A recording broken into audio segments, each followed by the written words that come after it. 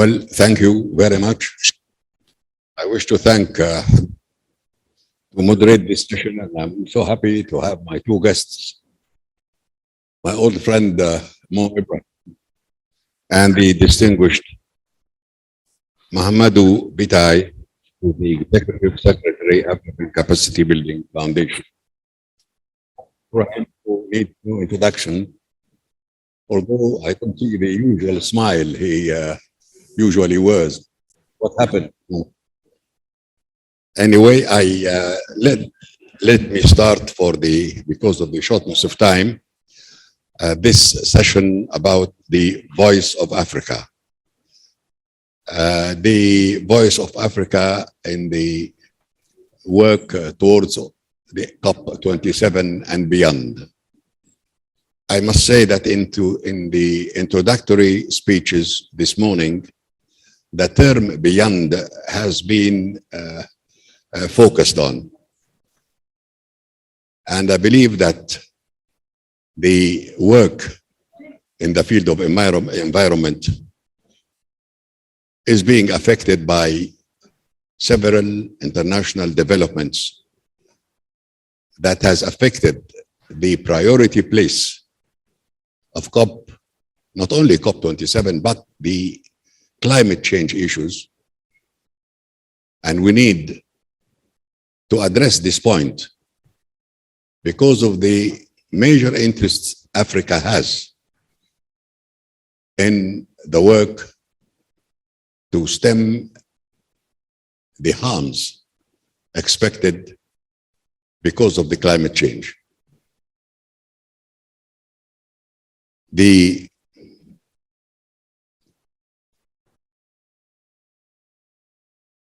It is known that though Africa is the least contributor to the emissions and global warming, it is the most affected by it. Climate change is costing the continent billions of dollars annually in drought, in desertification, in floods, in tornadoes. As a result, it seriously threatened both food security and use of hydropower, among others, with all the negative impacts that follow. The ECES considers that at this point, Africa receives very little financial support to cope with the repercussions of global warming. Thought it was promised a lot, though it was promised a lot by the West, by Western countries.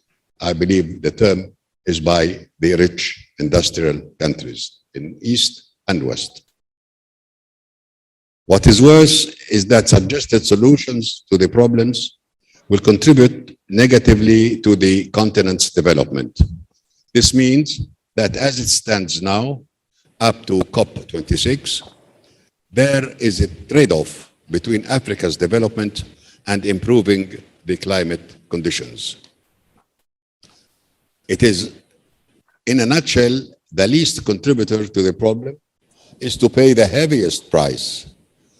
In COP26, promises of support were made, but hardly anything is happening. That is the problem, the major problem of development, and in all fields of development, and now we are going to face it when we deal with the climate change and the resolutions and decisions taken by COP26, and also, of course, COP27 and what comes beyond.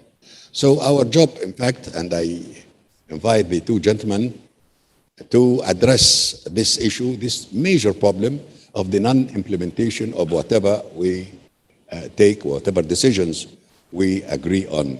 This is one of the problems that fall under the term beyond.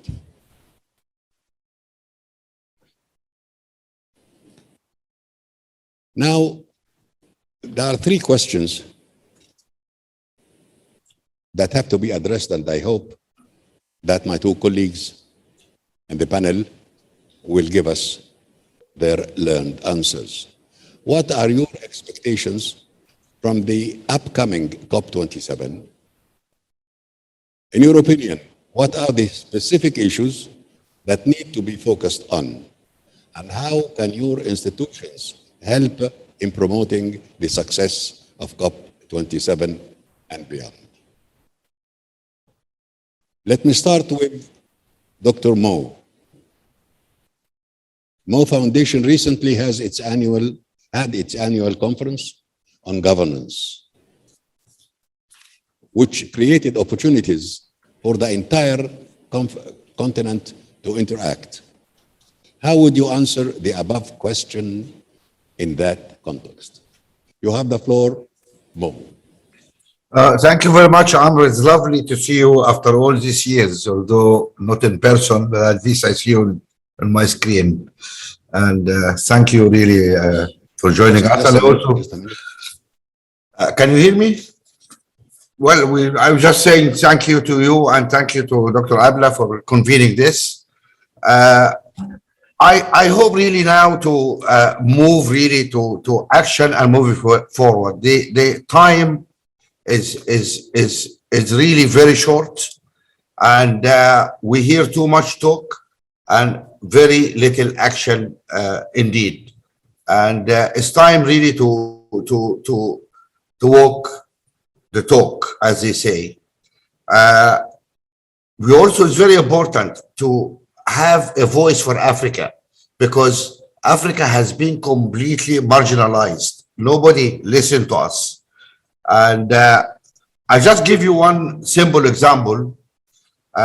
In COP26 in Glasgow, all the wonderful people, the do-gooders, decided that they should stop financing gas in Africa, everywhere. And nobody even thought about Africa. We have 600 million people, Amr, in Africa without power. And we ask our friends in Europe and US, can you live one day without power? We have people living 365 days a year without power. How can you have a development? How can you have a life, education, or health, etc.? Something we need really to, power means development. And we need to ensure that Africa has its route to development. And Africa is not responsible for all this emission. Everybody talked about that. And it's a time when Europe was wallowing in Russian gas and African gas. 50% of the African gas is going to Europe. Yet our people don't have access. Yet our women don't have clean cooking. 900 million people in Africa suffer because of unclean cooking, use of charcoal, wood, biomass, etc. Millions of women die every year as a result of this unclean cooking. That's not sustainable. And more than 20 African countries are actually using renewable as their main source of power. This is much further, much higher than any other continent. So it's not like Africa is not doing anything. We are doing a lot of renewable.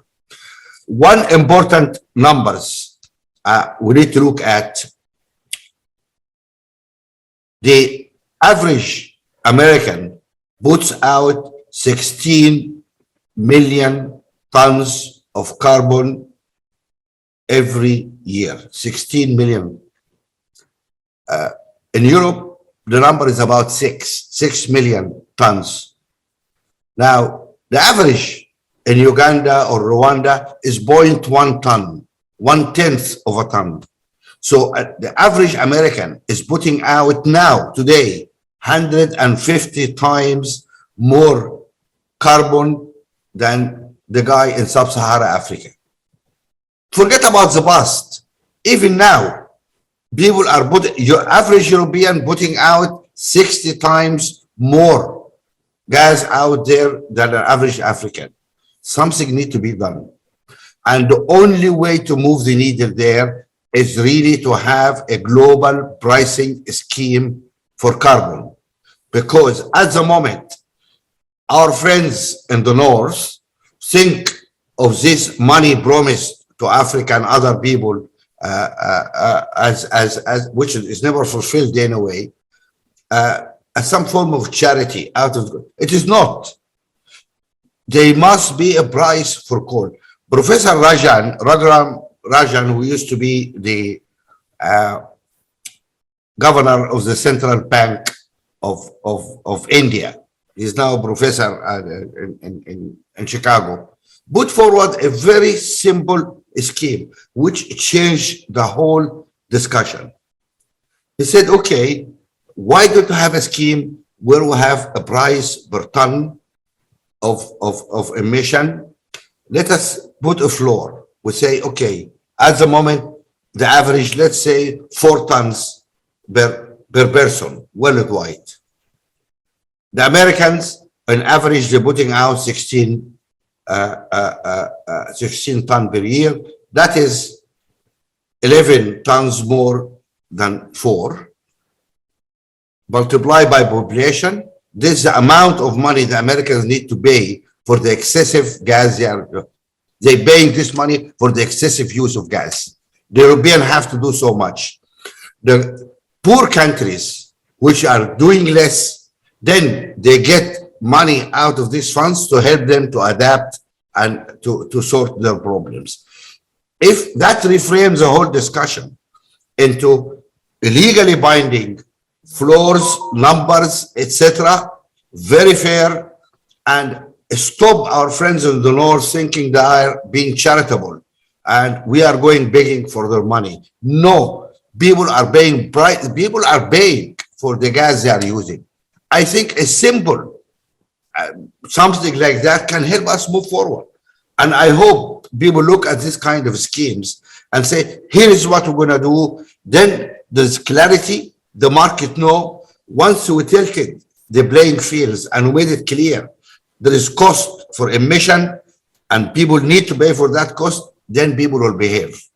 Unfortunately, Amri, relying on goodwill of people or sensibility doesn't work. People must pay for what these guys are putting up there, and that should be a clear something on which everybody agrees, can basically agree on it. That is the way I think we move forward. I stop here to give the chance to Mamadou to speak.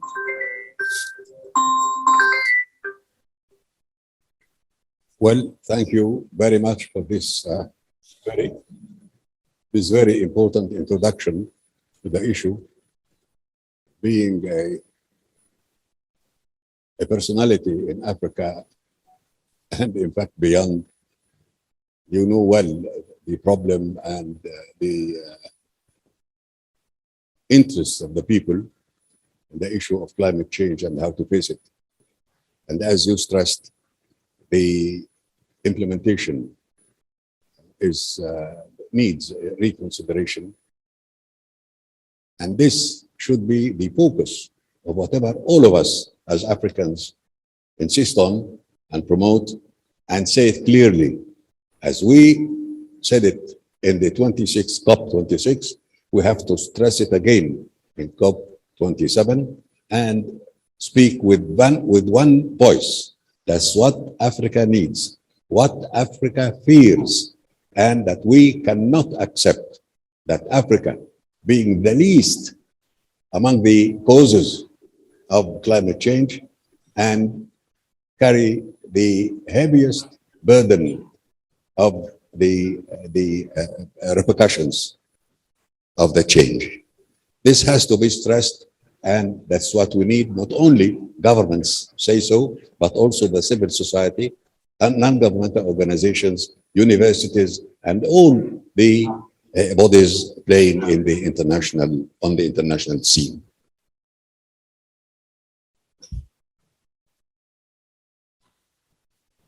As the audience must have read, the panel was composed of 4 speakers. for reasons beyond their will, we will not have Dr. Sidi Wil Taha nor Mr. Ibrahim Sheikh Diong, but we are lucky to have Mr. Mamadou Biteye, the Executive Secretary, African Capacity Building Foundation. And I will, in fact, read 2 or 3 lines of his CV, very rich CV.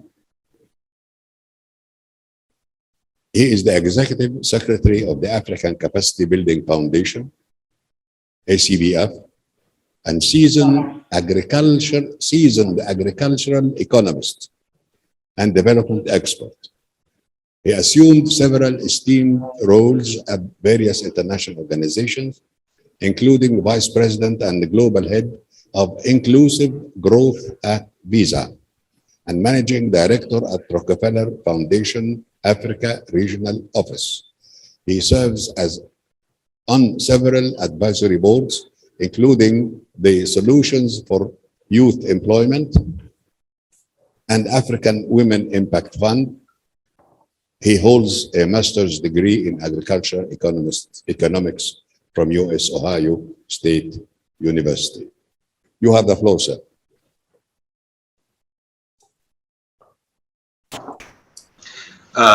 Dr. Amr, Moussa, thank you very much. I feel very privileged to participate in a panel moderated by Your Excellency.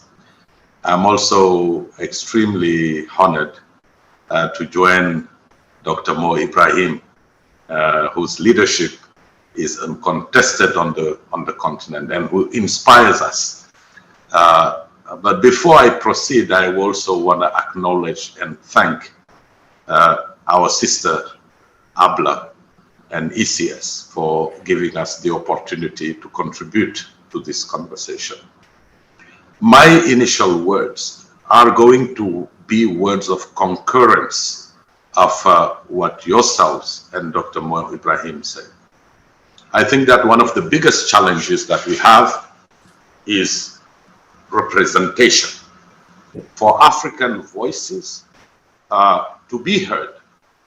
And I acknowledge that it's better to have quality than quantity, but you can also acknowledge that if we are underrepresented, it is difficult to get our voices heard. I'll just give a few examples. The participation of African experts in the development of the Intergovernmental Panel on Climate Change, IPCC, reviews that are intensively used to underpin the global treaties, inform regional, national and subnational, and action by local and international civil society, private sector investment is only 0.5 to 2%.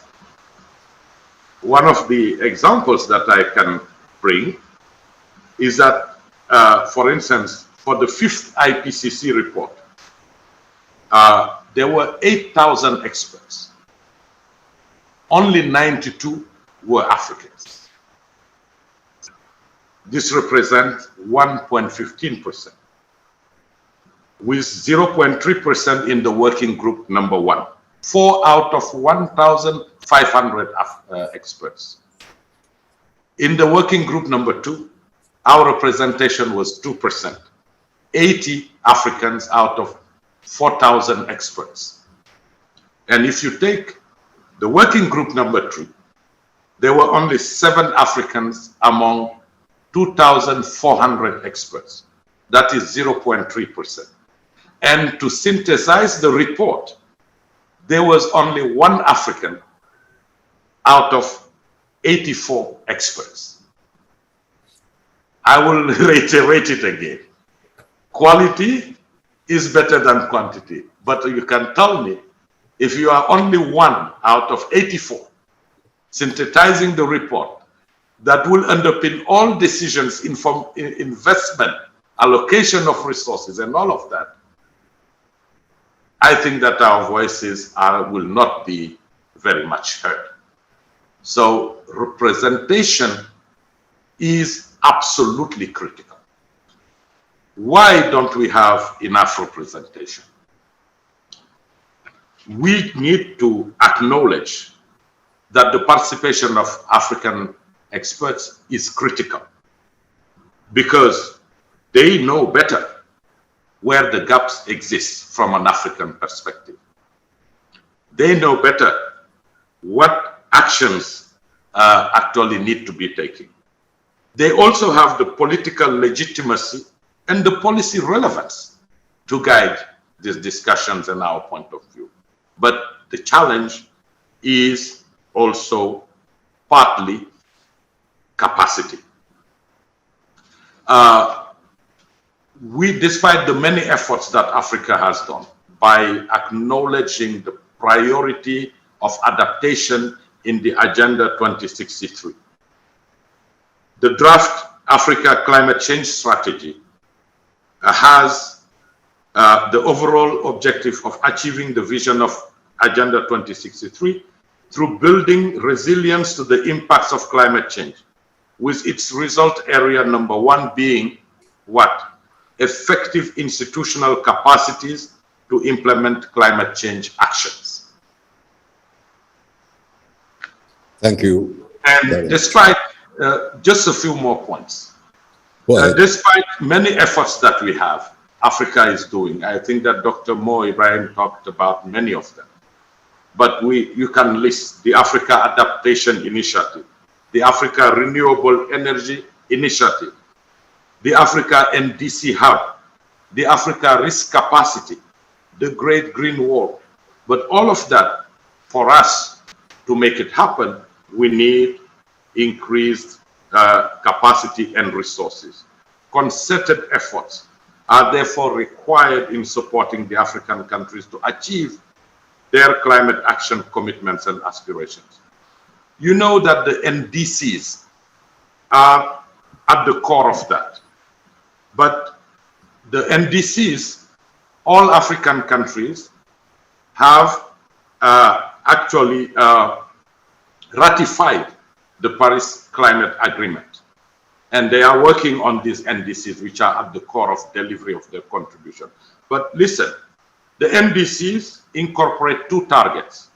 One is unconditional targets, which is 15% to be met using own country resources. And the biggest part, the conditional targets, 85%, depend on financial capacity building and technology development and transfer support from the international community. Further, capacity building was identified as a prerequisite for NDC implementation, with the top 4 capacity needs identified as 1, mobilizing resources for NDC implementation. Number 2, developing NDC implementation plans. Number 3, developing information-based and monitoring systems. And number 4, building institutional structures and coordination mechanisms. We at the ACBF, the African Capacity Building Foundation, our view is that the need for capacity building around climate change is a cutting across all sectors of government, as well as private sector, community, and non-governmental organizations. This is necessary to enhance access to research, to data, to technology, as well as coordination for effective response to climate change in Africa. The potential areas for capacity building to us are actually 3. And I will conclude with that. The one is, how do we build a sustained capacity from the institution right down to the individual? This is due to the evolving nature of climate change and the uncertainty surrounding it. This entails continuous needs assessments, awareness raising, professional training, knowledge and information sharing, and management. The second area we see is also enhancing access to climate finance. You mentioned that. Over the years, Several global, international, continental, regional, national, and private funds have been set up to support adaptation and mitigation actions in developing countries.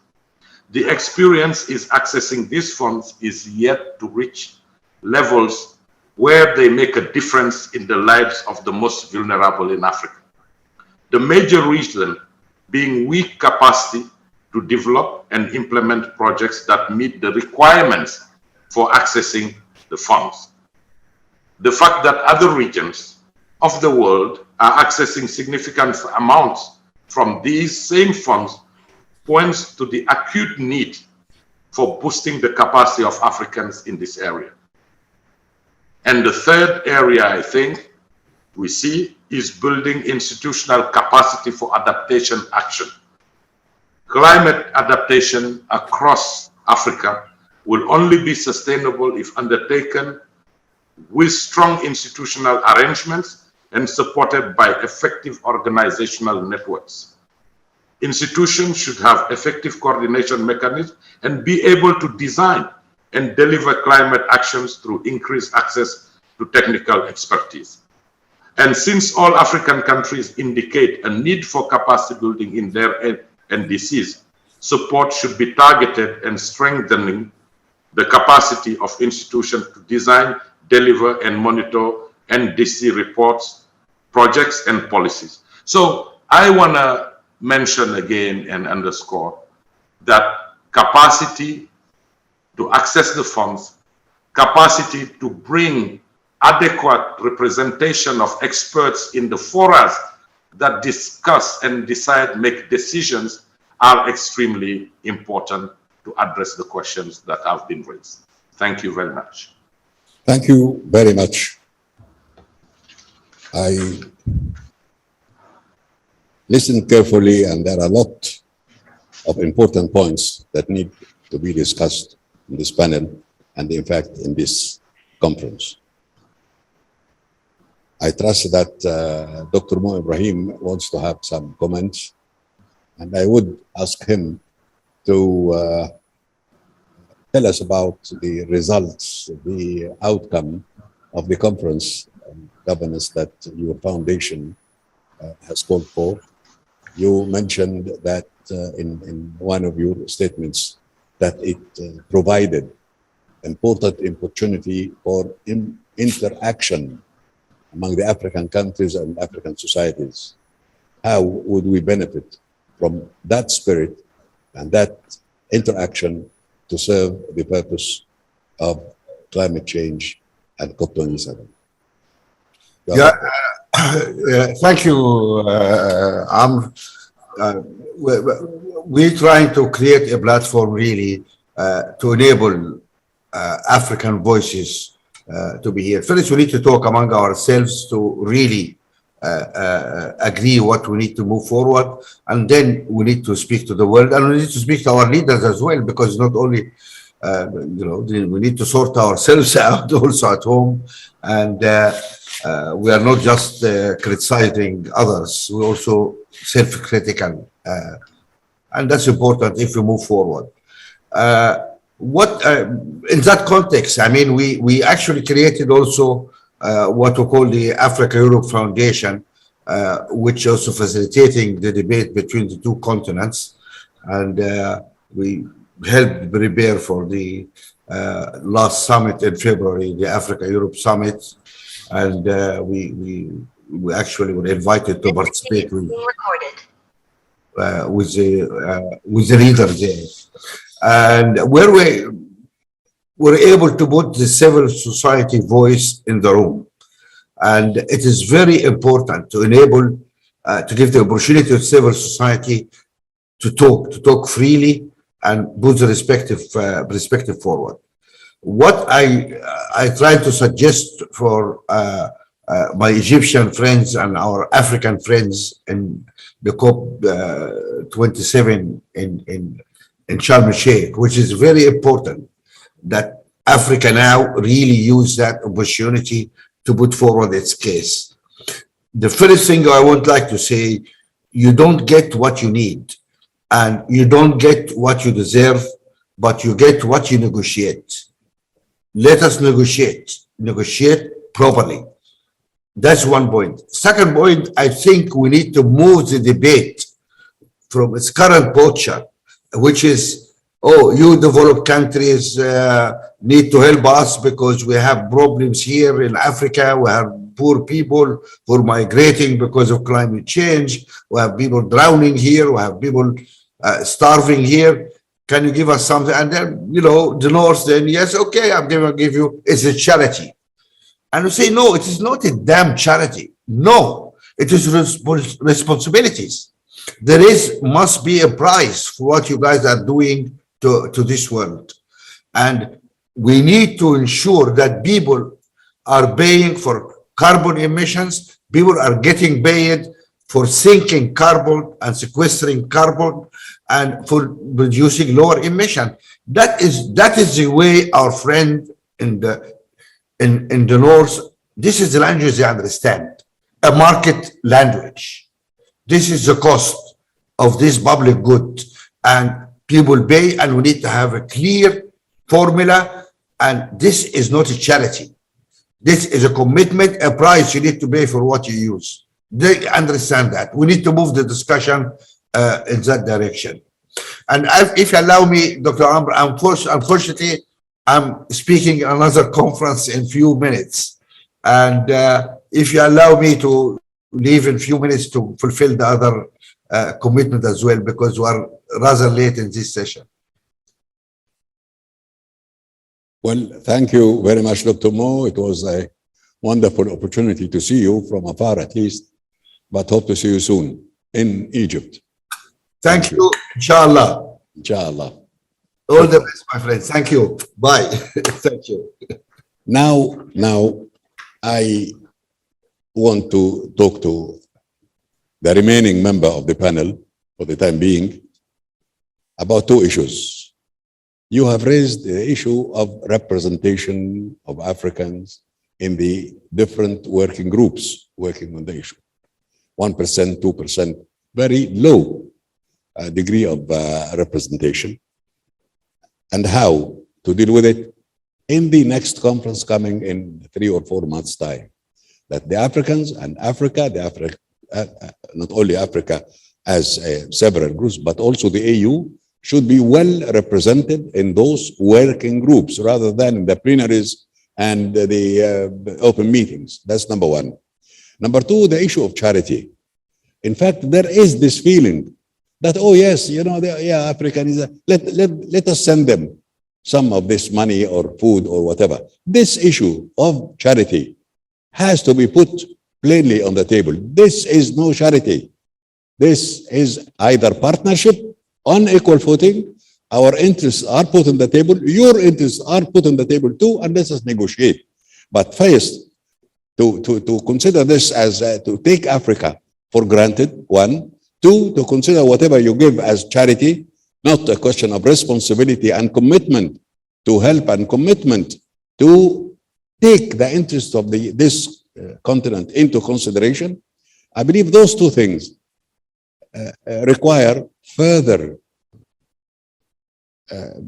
explanation and a kind of political talk among us as Africans, and the AU, and the COP responsibles, not only for the 27, but those before and those after, that without proper representation for Africa, African continent, and African Union, the discussions will not really reach its right conclusion in all of us standing together against the threats of the climate change, and the planet will suffer because of this negligence and insisting on issues of the past, like charity, low representation, and in fact, a very poor contribution to the debate and the formulation of recommendations and decisions.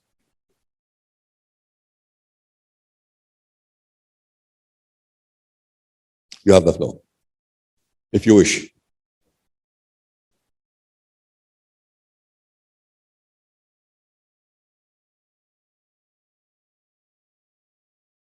Thank you. Thank you, Dr. Moussa. I think that those are very important questions. First of all, as I said earlier, quality is important. I mean, but adequate number or quantity is also important.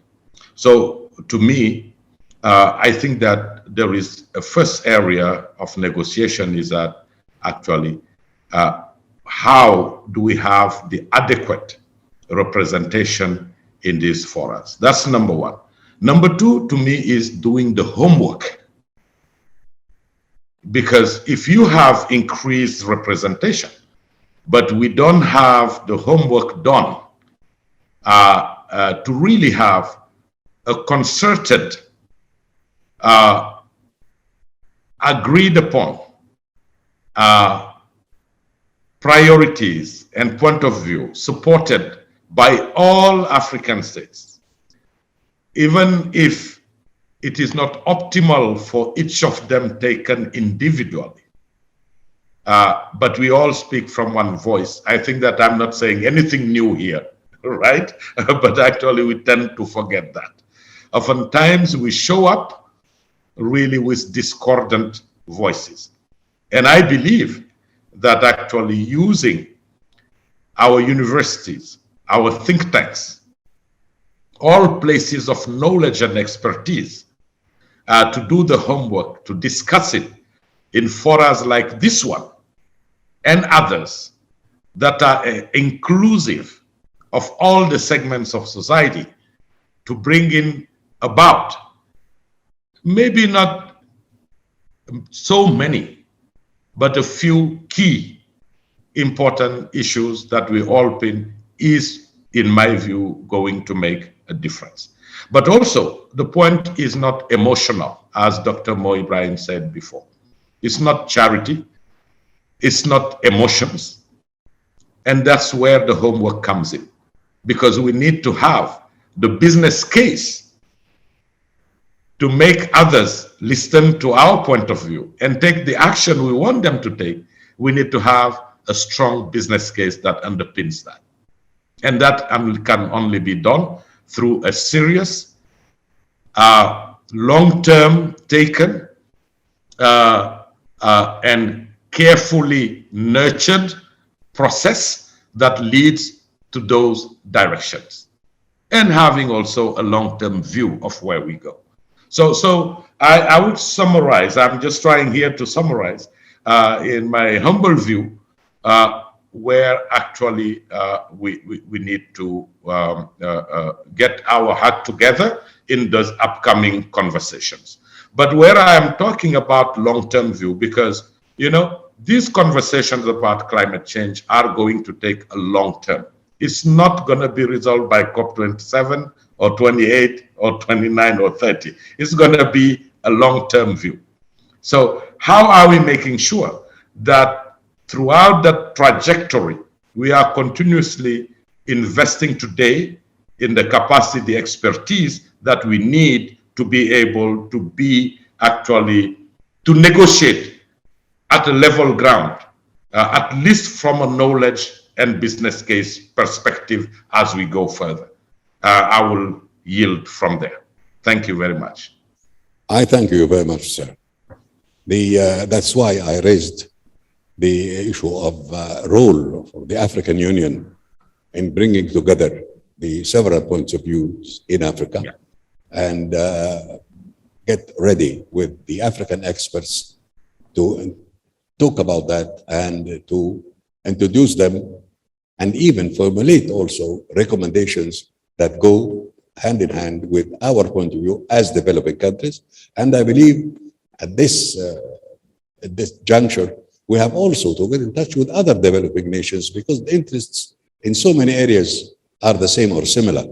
The position by the third world on the issues of climate change need to be revisited, reformulated, and negotiated among us, not only with the rich side of the inhabitants of this world. Having said that, I believe this session has underlined several points that should be put on the agenda of our research and our debates from now until November. The point you raised, the representation and the different views in Africa about several issues and several items of climate change, the issue of charity, and the way still some countries in the West or in the North believe that it is there, the issue of charity, and that something would keep you silent. And perhaps later on, together with some promises that are never carried out, and not only in climate change, that across the board. So this is an experience for us that we need to address. Well, I thank you very much, and I am told that that our friend Dr. Sidi Taha is on his way. I don't know whether he is. We have a question. Who? Excuse me, sir. Just before let the gentleman leave, if you allow for questions from the floor. The sound is very bad.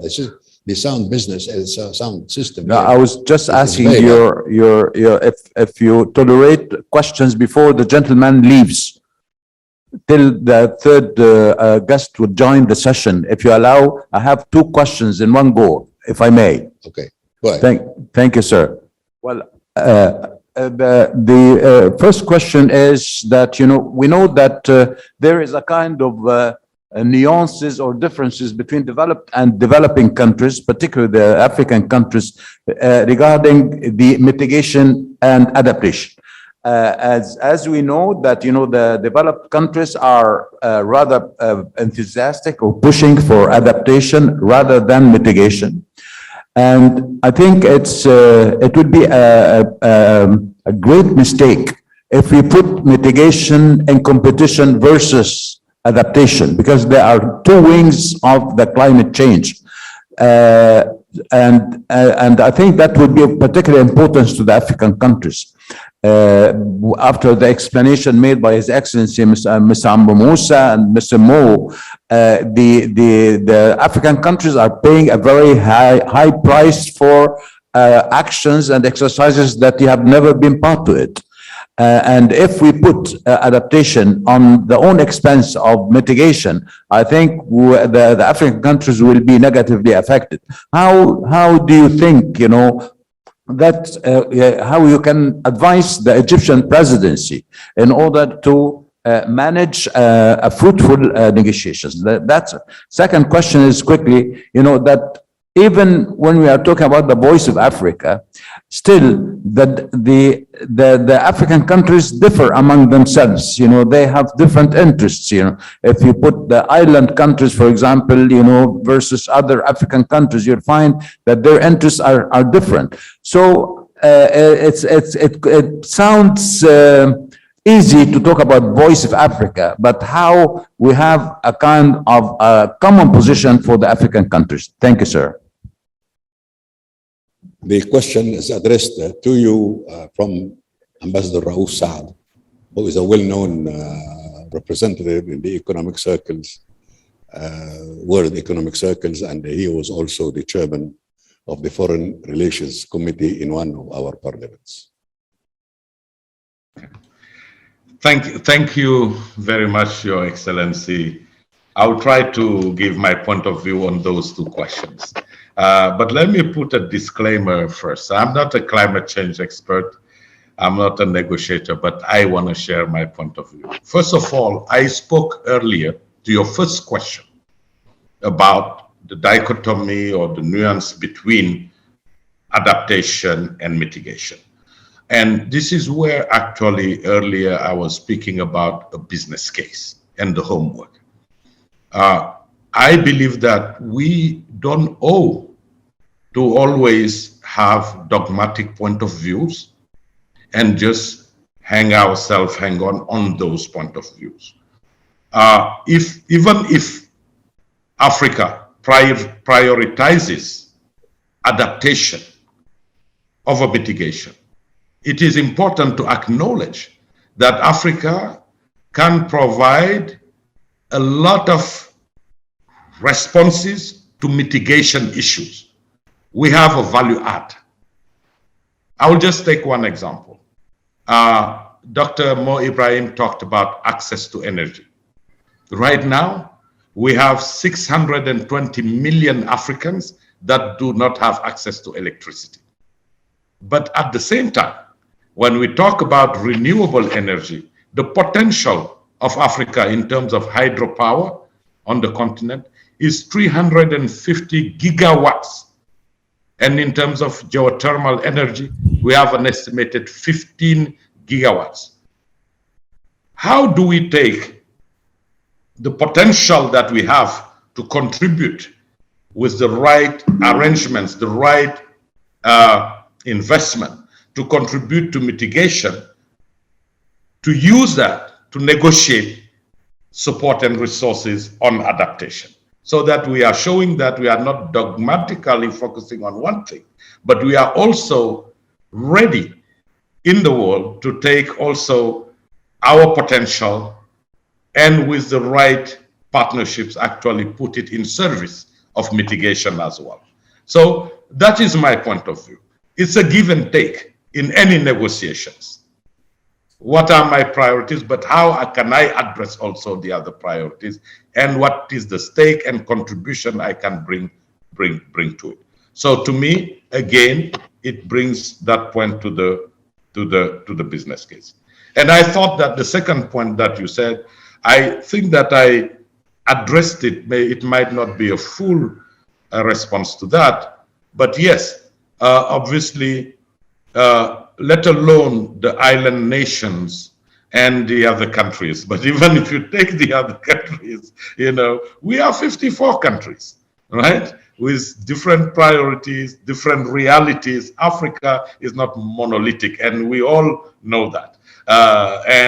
But we know that we cannot, and that's why I was saying, how do we, through a process facilitated by the African Union, come to 1, 2, 3 key issues that actually are cross-cutting for all countries, that we all share, knowing that it is not the ideal position of countries taken individually, but are actually structurally reinforcing for all countries, you know, that we go with as our main issue. That's how I see this. It might not be the right response, and I don't know if there is right or wrong here.